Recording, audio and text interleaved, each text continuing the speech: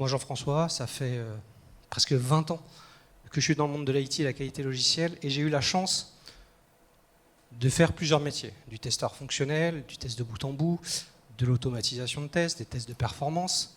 J'ai évolué en tant que chef de projet, directeur de projet, j'ai piloté des projets de tests d'accessibilité, de vulnérabilité, et aujourd'hui j'ai la chance d'être le directeur du pôle conseil de chez Weren Group.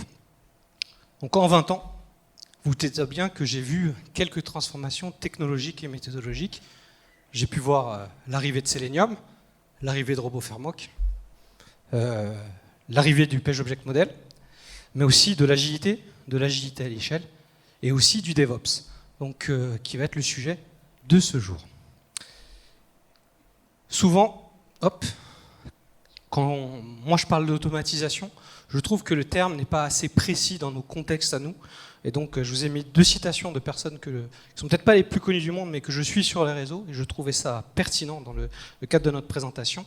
C'est que automatiser finalement dans notre contexte, c'est plus industrialiser, c'est accélérer le time to market, pouvoir fournir du test en continu et de la qualité en continu.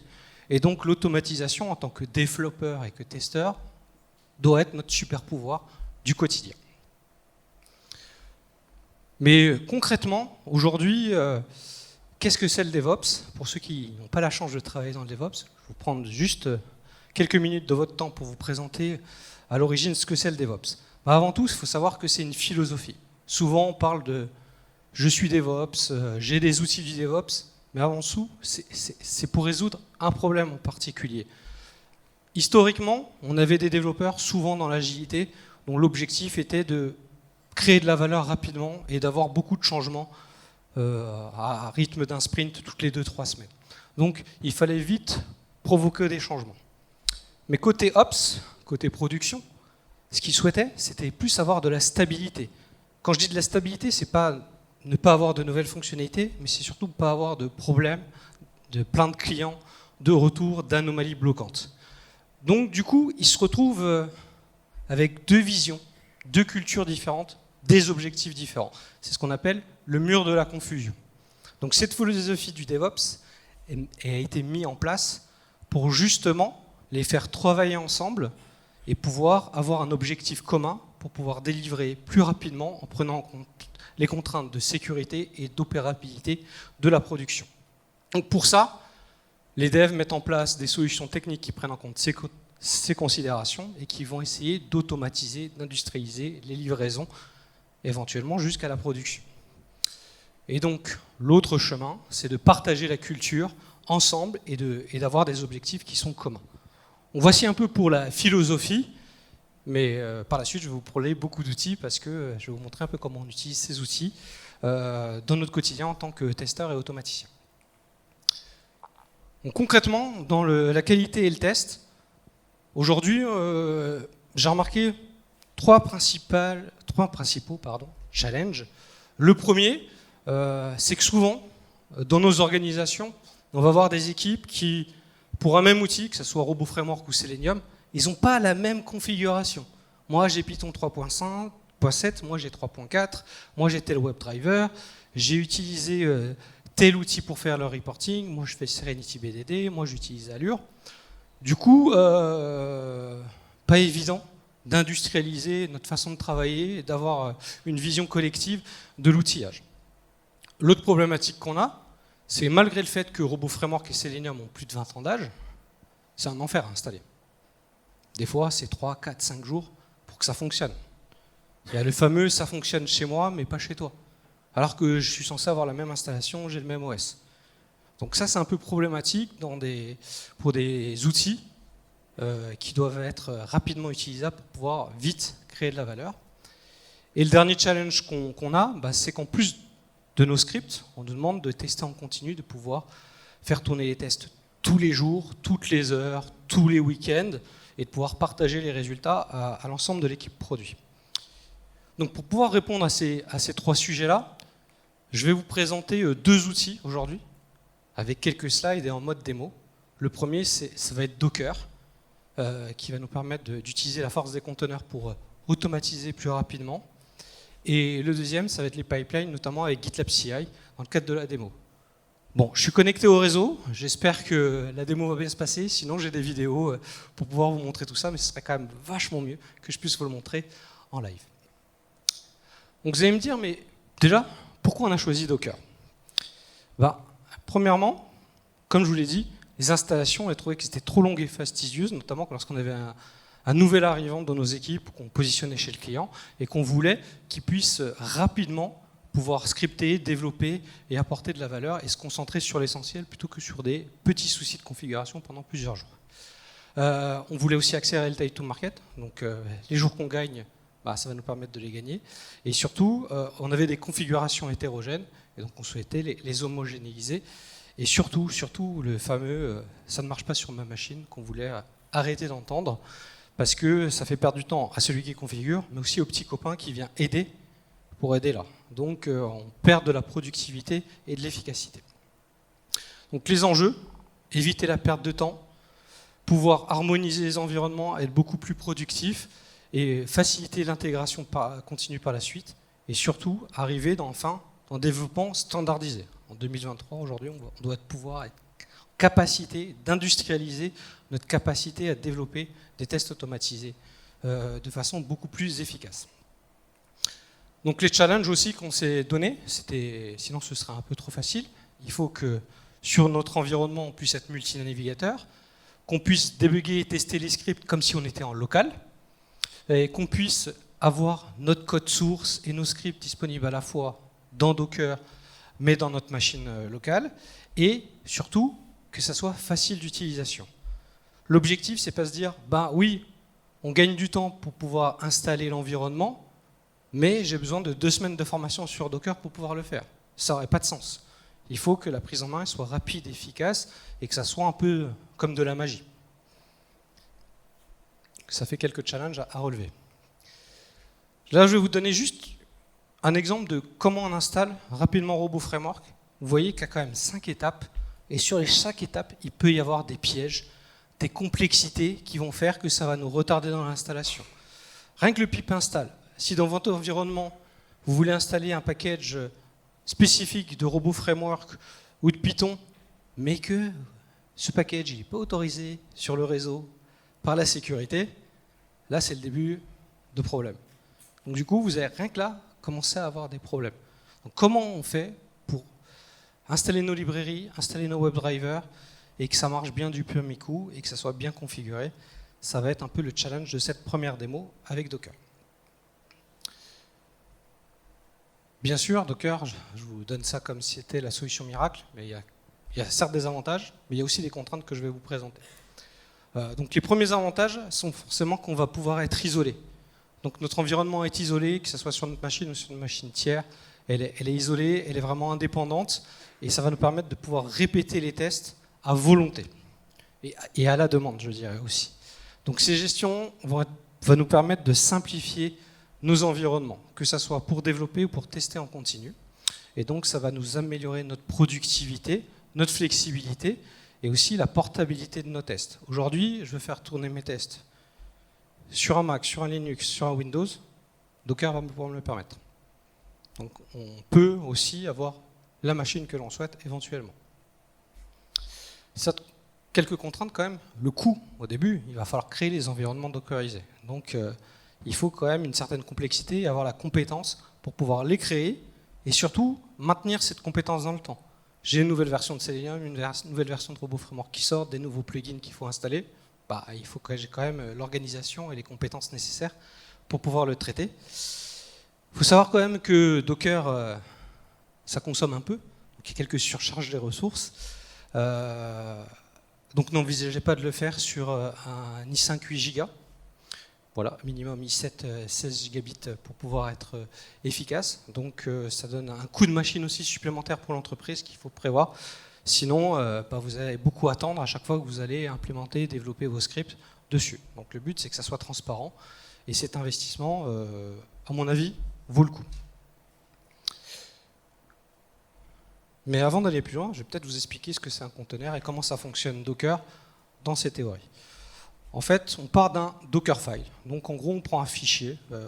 Là, c'est une Debian, une image Debian qu'on va installer. Dessus, on va installer, je ne sais pas, la nouvelle version de curl, la dernière version de Selenium, la dernière version de RoboFramework. On package, on installe, et ça va nous permettre, ce fichier, de créer, de builder même, je dirais, une image Docker.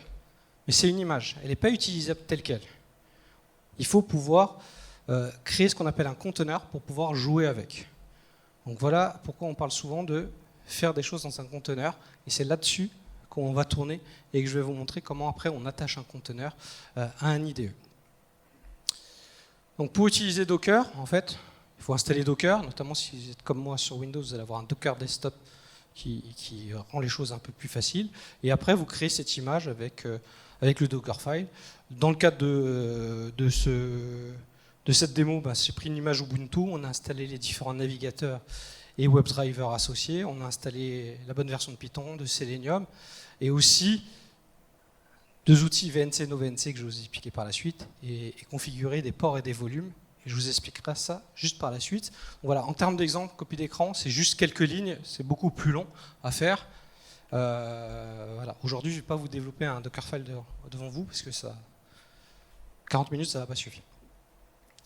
Donc le contexte de la démo, c'est le suivant. Donc ce sera un environnement RoboFramework qui est basé sur une stack Selenium. Pour ceux qui ne savent pas, on peut utiliser la librairie Playwright de browser, c'est pour ça que je précise, et parce que c'est beaucoup plus difficile à installer avec Selenium. On a 3 navigateurs qui sont Chrome, Edge et Firefox. Et j'ai installé 2 applications sur mon Docker qui sont VNC et NoVNC, qui sont des logiciels qui permettent de visualiser graphiquement, et notamment qui va permettre dans le conteneur de voir l'utilisation de mes différents navigateurs, parce que sinon c'est un peu comme une machine virtuelle Linux, vous ne voyez pas IE ou Chrome se lancer, et du coup c'est difficile de débugger et de voir ce qui se passe.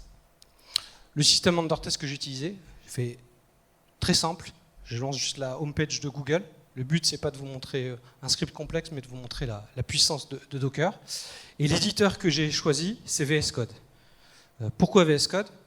Parce qu'à ma connaissance, c'est le seul éditeur qui permet de développer dans un conteneur et de faire les choses comme si on était localement. Alors, si vous connaissez d'autres éditeurs qui font ça, ça m'intéresse et je veux bien partager avec vous pour pouvoir faire une comparaison. Voilà, donc c'est pour ça que je vais vous faire la démo avec VS Code. Donc, là je vous préviens, ce que je vais vous montrer, ça risque d'être un peu le chinois, parce que je vais vous expliquer concrètement comment ça marche, les interactions entre VS Code et le container. Et par la suite, ça devrait s'éclairer, du moins je l'espère, lors de la démo. Donc moi je suis sur une machine Windows, mais ça pourrait être un Mac. Globalement, ça marcherait aussi. Donc j'ai installé Docker et surtout VS Code en local. Et je vais avoir un conteneur dans lequel j'ai une version Ubuntu qui va être associée à ce qu'on appelle le VS Code Server. Mais pour vous, c'est transparent, vous n'avez rien d'autre à installer que VS Code en local. Donc sur cette machine, il y aura vraiment tout ce qui aura installé à partir de Dockerfile, donc un terminal, des file systems, tout ce qui va me permettre de débugger. Donc, la puissance de ces outils, c'est surtout que je vais avoir mon code source local et qui va être automatiquement mis dans mon workspace Ubuntu. Et ça, grâce à ce qu'on appelle des volumes. On va monter un volume au moment où je lance ma ligne de commande de mon conteneur Docker, qui me permet d'associer le code source, mais aussi les rapports qui seront générés dans le conteneur, qui seront disponibles dans mon environnement Windows, de telle manière que quand le conteneur sera arrêté, j'aurai accès à mon code source et aussi à mon conteneur. Donc bien sûr, utilisez vos gestionnaires Git pour mettre le code source, mais le but c'est de vous montrer un peu la force du système pour pouvoir le gérer facilement. Donc il va y avoir aussi des extensions qui vont être automatiquement associées à votre conteneur. Vous avez des linters, vous avez des debuggers, et ils seront lancés qu'au moment du lancement du conteneur. J'ai mes extensions RoboFramework qui sont associées à mon conteneur, celles de Selenium sont celles associées à mon conteneur Selenium. Ça évite d'avoir toutes les extensions dans un seul VS Code, mais qui sont associées au conteneur lancé.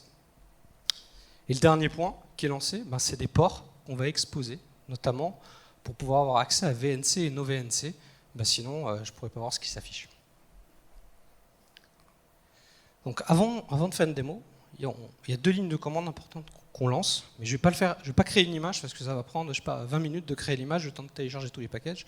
Surtout, je suis pas convaincu du débit aujourd'hui, donc ça peut être, on va pas attendre 20 minutes. Donc l'image a déjà été construite. Juste pour info, là, il faut pas oublier le petit point à la fin.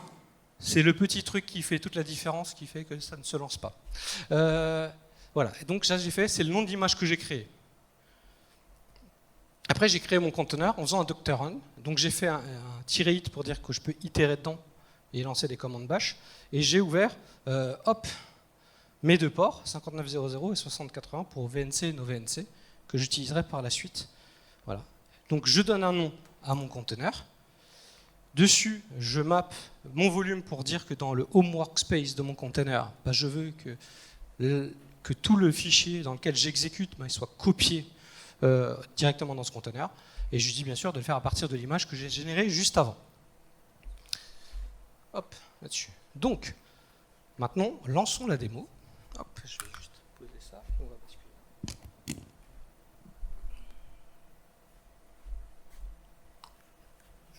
Alors, hop. Déjà. Alors, je vais vous montrer là, déjà. Du coup, est-ce que vous m'entendez bien là? Ok, parfait. Donc ce qu'on peut voir là, c'est VS Code en local. Donc là, j'ai ouvert mon dossier, si vous voyez sur la gauche. Hop, on va le faire là. Sur la gauche, vous entendez bien? Sur la gauche, on voit mon dossier avec mes fichiers Chrome Robot, Edge Robot qui sont là, et avec le Dockerfile qui est juste lancé ici. Hop. Juste là, donc vous avez l'exemple du Dockerfile, forcément, hop, j'y arrive pas, effet démo, merci. Et aussi le README, là, qui est mis à disposition de ceux qui arrivent, pour qu'ils aient juste les lignes de commande et que ça soit facilement utilisable et qu'ils n'aient pas une montée en compétences pour apprendre à utiliser Docker. En fait, ils vont juste consommer Docker et après, ça va être assez transparent. Donc, il suffit juste de lancer ici VS Code, et je vais ouvrir peut-être le code Chrome qu'on va voir ici. Hop. Voilà, petit problème de truc. Vous voyez, c'est assez simple, je lance juste l'URL Google qui va être là. Donc, si je veux être un peu plus efficace et que je vais lancer le conteneur avant, il faut que je lance le conteneur. Donc là, c'est mon Docker Desktop où le conteneur existe déjà et j'ai juste à le lancer pour que ça fonctionne. On va voir, c'est extrêmement rapide, donc c'est déjà démarré. Et donc maintenant, ce que je vais faire, est-ce que vous voyez là le petit point vert qui nous dit Open a Remote Windows? Pas trop près, c'est ça. Open a Remote Windows. Donc quand je clique là, ça va me lancer hop, une palette juste en haut. Et on va voir Attaching a Running Container. Donc dès que je vais faire ça, il va voir tous mes running containers. Bon là, il n'y en a qu'un seul. Et je le lance. Et ça va me lancer un autre VS Code qui va prendre quelques instants juste pour lancer le contexte de mon projet sur le workspace, pour pouvoir... Attendez, je vais peut-être juste...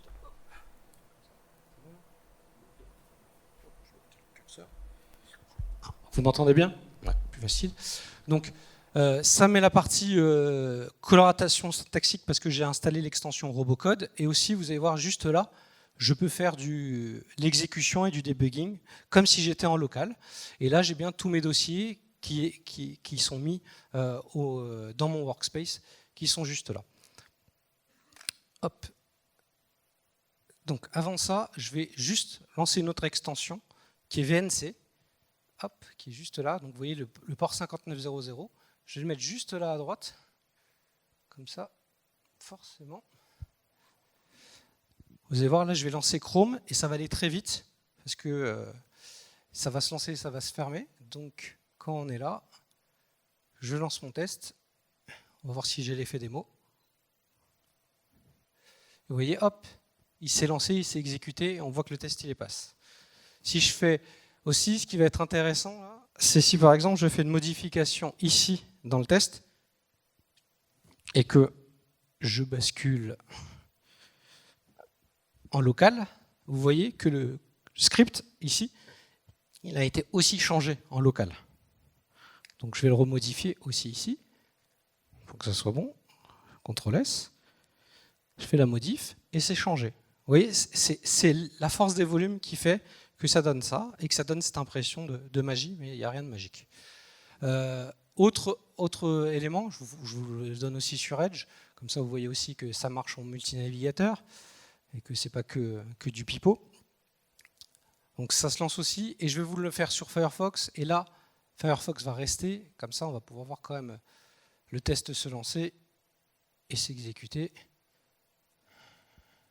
Et voilà, donc il reste là, ça m'a lancé Firefox sur la page Google, donc j'ai pas cliqué sur les petits boutons pour pouvoir gérer tout ça. Ce qui est aussi intéressant, c'est que si vous regardez, hop, je vais regarder, j'ai NoVNC que je vais vous installer là, c'est que globalement, si vous avez un double écran, parce que là c'est très grand, mais moi je suis un écran de 13 pouces, avoir le NoVNC avec l'écran juste à côté, c'est tout petit. Si on veut voir les phases de debugging et pouvoir les arrêter, c'est pas très rigolo. Donc c'est pour ça qu'on a implémenté NoVNC. Donc en termes de sécurité, on n'a pas mis de password pour le cas de la démo. Et donc là vous allez voir, ben voilà, Firefox qui apparaît aussi là-dessus. Donc si vous avez un double écran, vous pouvez le gérer comme ça. Et c'est le seul petit point qui fait que vous êtes un peu différent qu'en local, c'est que vous ne lancez pas votre navigateur sur votre machine locale, mais sur un conteneur. Et donc c'est pour ça qu'on a installé VNC et NoVNC, pour pouvoir regarder les exécutions et que tout se passe bien et pouvoir débugger. Donc en termes de debugging, ben, localement, ben, je peux facilement mettre des points d'arrêt, les exécuter, les tourner, et il va s'arrêter juste là. Normalement, voilà, il s'est arrêté. Et donc après, je peux faire des points d'arrêt et le faire. Donc comme si vous étiez en local. Et donc là-dessus, vous voyez, je suis sûr d'avoir une installation où si j'ai VS Code, si j'ai Docker et j'ai accès à mon Git, en quelques, allez, on va dire 1 heure ou 2, potentiellement, une personne peut commencer à jouer avec le code, implémenter du code et le gérer. Donc demain, vous voulez faire quelqu'un qui était bon sur Selenium, il veut faire un POC sur Robo Framework, ben, plutôt que de passer quelques jours à galérer sur l'installation de Robo Framework, ben, il peut tout de suite faire une comparaison pour pouvoir le gérer, vous gagnez du temps. Dernier point peut-être qu'il faut voir, c'est la partie report. Donc là, je vais juste vous montrer en local ce que je vois. Donc on est juste là, et donc vous voyez, là j'ai les logs et les reports. Si vous voyez, ben c'est 11h47 là. Les fichiers de logs sont ouverts et vous pouvez les ouvrir directement. Donc même quand je vais fermer mon conteneur, vous aurez accès à ces environnements-là. Donc j'ai fini sur la partie Docker. Si vous avez des questions, ben soit le Slido, soit vous les gardez pour tout à l'heure. Comme ça, je peux finir ma partie sur la partie sur Pipeline. Donc maintenant, l'autre outil qu'on va montrer, c'est la partie GitLab CI et la partie Pipeline qu'on va implémenter, qui nous servent aussi à accélérer l'automatisation de nos tests et je dirais même l'industrialisation. Vraiment, c'est vraiment le rôle là-dessus. Donc pourquoi un pipeline et une chaîne CI/CD? Bah, clairement, on avait l'envie de détecter des problèmes plus rapidement, on voulait aller plus vite en production, on voulait qu'on n'ait pas un automaticien qui doive lancer les tests pour faire un rapport. Et donc, forcément, ces ressources humaines, on veut mieux les utiliser. Donc, si on peut automatiser des tâches qui peuvent être évitées de faire à la main, autant le faire. On veut que ces résultats et l'avancement soient vraiment faits à 360. J'ai tourné mes tests, j'ai mon dashboard qui me permet de voir l'avancement des résultats et des tests rapidement. Et donc, forcément, si je couple ça avec Docker, le but, c'est aussi d'améliorer notre productivité au quotidien et avec la qualité, bien sûr. L'enjeu, donc, c'est éviter la perte de temps, que les équipes produits aient vraiment des feedbacks immédiats. Voilà. Ils viennent de faire un build et ils savent s'ils ont cassé quelque chose, si la qualité est au rendez-vous ou si elle a impacté. Donc le but, ça va être vraiment d'améliorer la qualité et surtout d'avoir une industrialisation de nos processus et de nos outillages dans l'équipe. Comme pour Docker, chaque outil a un avantage, des inconvénients. Donc les avantages, comme je vous l'ai dit, si c'est bien implémenté, on aura un feedback rapide. On peut même faire des tests en parallèle pour gagner du temps, si cela est possible. On peut valider plusieurs types de configurations. C'est notamment extrêmement pratique si on est multi-OS, multi-navigateur, voire multi-device. Et on peut aussi inclure des tests non fonctionnels. Voilà. Donc pas forcément que le fonctionnel. Et d'ailleurs, dans l'exemple, je vous montrerai un petit truc de non fonctionnel par la suite. Les contraintes, comme pour Docker, hein, la marche de départ, elle est un peu haute, il faut monter en compétences, il faut apprendre à utiliser, il faut garder ses compétences aussi pour les maintenir dans le temps. On n'a pas toujours la chance d'être dans des contextes où il y a une équipe DevOps qui fait tout. Des fois, nous, en tant que testeurs, on doit implémenter du test en continu, donc il est important d'avoir cette compétence et de monter en compétence dessus. L'autre sujet aussi, c'est qu'en fonction de la solution qu'on va prendre, que ce soit Azure DevOps, GitHub ou autre, c'est pas gratuit. Hein. C'est loin d'être gratuit même, donc il y a un certain coût. Donc cette efficacité, cette productivité, il faut l'implémenter, faut l'envisager lorsqu'on fait un plan de financement. Alors c'est rarement nous, mais c'est quand même bien de le prendre en compte. Donc voilà, c'est rarement gratuit. Donc qu'est-ce que ça donne un peu pour le test? Si on part de GitLab CI ici, on dit on va chercher le code source dans GitLab. Donc notre ordonnanceur va permettre de faire ça. Là, dans le cadre de l'exemple, on va lancer les tests sur un environnement Robot Framework. Mais ça pourrait être Selenium, Cypress, Karate, Rest Assured, peu importe. Hein. Une fois que ces tests sont lancés, on doit exécuter les tests, par exemple, dans un chaîne de tests. Donc là, j'ai mis X-Ray, mais ça peut être Squash ou Octane, autre. Ah, c'est mieux là. Et après, voilà, le but, c'est de consolider dans les rapports qui peuvent être X-Ray, Jira, Confluence. Voilà, c'est un exemple. Nous, dans le cadre de cette démo, voilà, le but, c'est d'avoir la vision à 360 en continu, très rapidement et très efficacement. Bon, n'allez pas jusqu'à ouvrir les bugs automatiquement, ça peut être vite l'apocalypse. Hein. Tout ça, ça se base sur un langage qui s'appelle le YAML. Donc, je vous montrerai tout à l'heure un peu ce que ça donne ce fichier-là, pour ceux qui ne connaissent pas. Un peu d'histoire. À la base, ça voulait dire Yet Another Markup Language. En gros, des balises HTML. En fait, ce n'est pas tout à fait ça. Donc, l'acronyme a changé et c'est devenu Yet Markup Language. Ce n'est pas un langage de balisage. Pardon. Donc, en gros, c'est un langage qui permet de sérialiser les données et de mettre un peu ce qu'on veut en termes de stage et de nom, pour appeler des lignes de commande qui vont être générées dans un déploiement d'infrastructure à partir d'un fichier de YAML. Ici, ce sera le GitLab CI.yaml. Donc justement, voici un exemple, là ce que ça donne.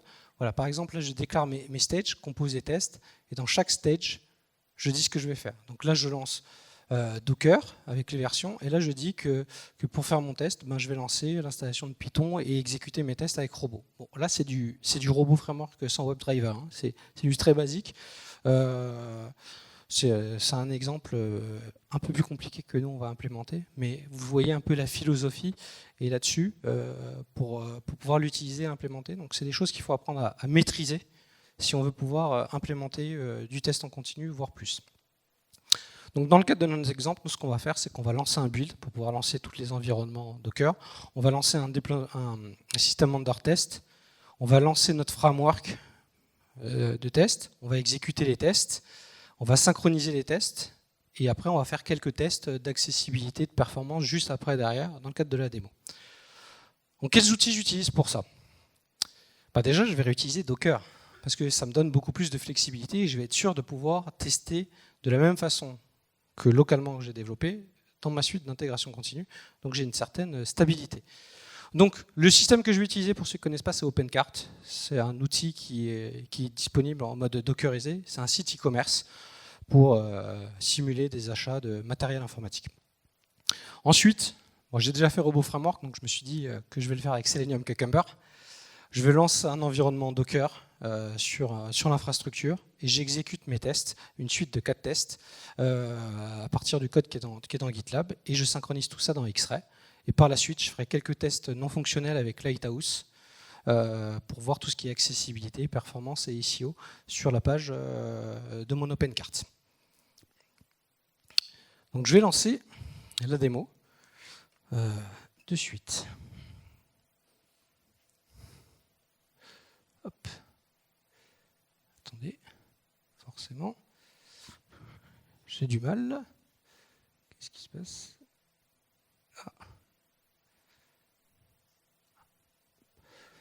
Bon, il s'est lancé, là c'est déjà ça. Du coup, je vais déjà le lancer. Là c'est vraiment la page où j'ai tous mes pipelines et tous mes historiques. Donc ils sont tous passés ou cancel parce que j'ai forcément en démo, je fais en sorte que tout se passe bien et que ça marche. Donc là, en fait, je vais juste runner le pipeline sur les stages que je vous ai donnés. Et vous allez voir, ils vont apparaître ici. Hop, ça va tourner, ça prend environ 3 minutes 30. Donc je vais meubler pendant ce temps-là pour vous dire un peu ce que ça donne. Donc globalement, voilà, je vous ai dit, OpenCart, mode dockerisé pour pouvoir le déployer. Et après, je vais lancer mes tests Selenium. Donc c'est une suite de 4 tests qui vont être publiés sur X-Ray. Et donc le mieux que j'ai à faire, c'est peut-être de vous montrer justement, hop, là, comme ça j'arriverai à le faire, X-Ray, et dire voilà, là c'est ce plan de test que vous allez voir ici, forcément. Erreur de démo, l'effet démo, je rafraîchis la page.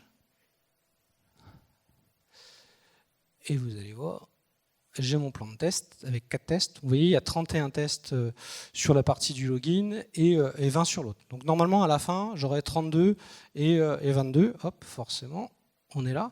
Et qui vont le faire. Donc si je reviens sur le pipeline, qui doit être toujours en cours, qui est là, vous voyez, ça déploie là-dessus et après ça va exécuter les tests. Alors des fois ça ne se met pas toujours à jour, donc on remet à jour là-dessus. Donc les tests sont publiés normalement sur X-Ray et j'ai Lighthouse qui tourne. Donc déjà avant d'aller un peu plus sur le plan de test, j'essaie de vous remontrer forcément, je vais l'ouvrir là, le dashboard que ça donne, Lighthouse. Donc là, pareil, on a installé un serveur Lighthouse pour stocker les résultats qui est dockerisé. Donc on allait jusqu'au bout et après on a une clé qui nous permet de synchroniser à chaque itération tous les résultats pour voir un peu ce qui se passe. Et donc on peut voir les résultats en termes de performance, d'accessibilité et aussi de SEO. Donc ça nous donne des rapports. À chaque fois que je lance un pipeline, ça le met à jour. Donc si je regarde là par exemple le résultat sur le report, celui-là, ça va nous lancer un rapport. Et on voit vraiment ce que ça donne OpenCart, là par exemple sur la performance, côté front, il affiche le rendering et dit combien de temps ça met et il va vous donner des propositions d'amélioration. Donc ça peut servir aux développeurs. Donc voilà, et c'est très efficace. Donc si je reviens un peu sur la partie X-Ray, le pipeline doit être, je l'espère, terminé. Donc je mets à jour, forcément,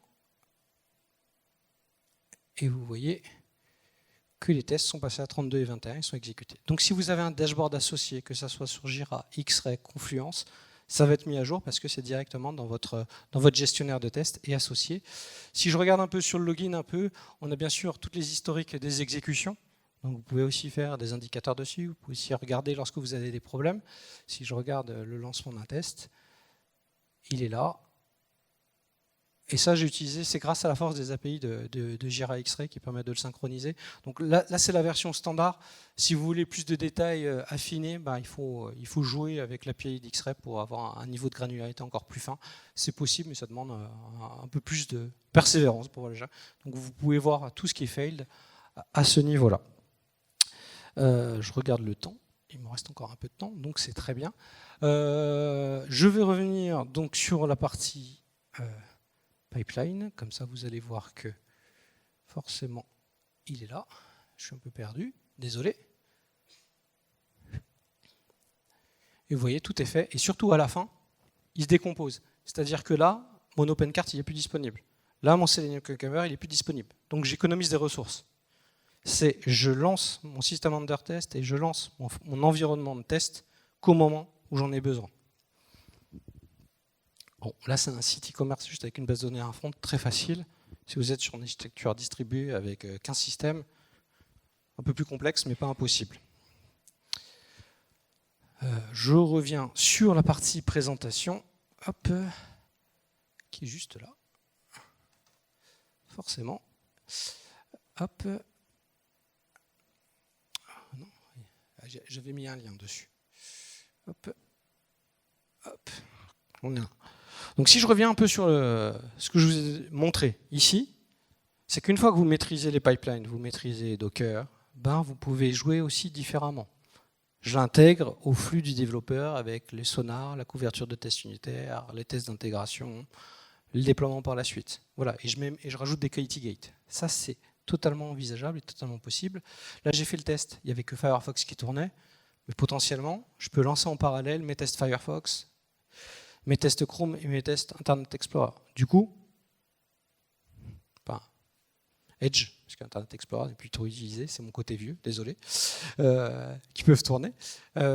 Et pendant qu'on synchronise sur X-Ray, qu'on fait des tests d'accessibilité, ben pourquoi pas lancer des tests un peu plus poussés de performance. Là, j'ai mis JMeter, mais ça peut être Cassis, Gatling ou autre. On peut lancer 50 utilisateurs virtuels pour avoir des premiers retours et voir s'il en est.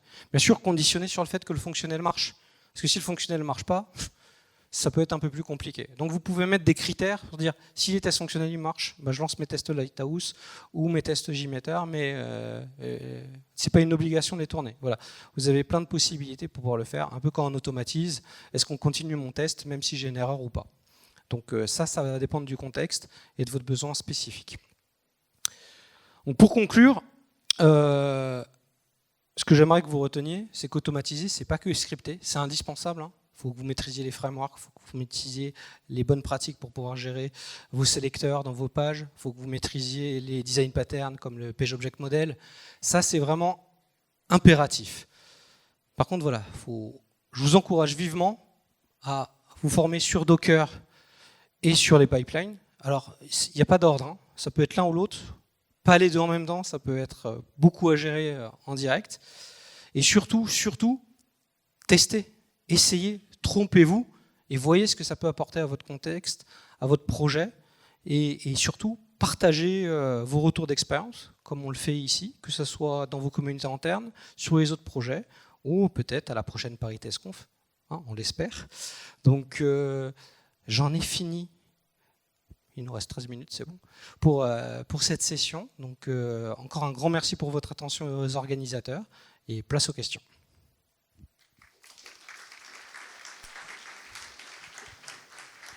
Merci Jean-François. On a pas mal de questions, notamment sur Slido, en anglais par contre.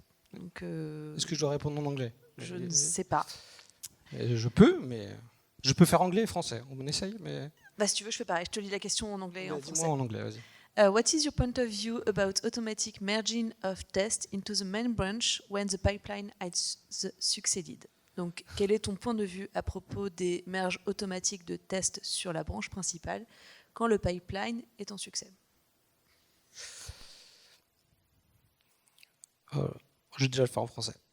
Pour arriver à ce niveau de maturité, il faut une très bonne confiance entre les développeurs, les automaticiens, les testeurs pour pouvoir y arriver. Mais ce qui est sûr, c'est que plus le développeur peut faire des tests fonctionnels intégrés à ses tests unitaires de ce côté, il aura déjà évité les effets de bord avant de faire le merge.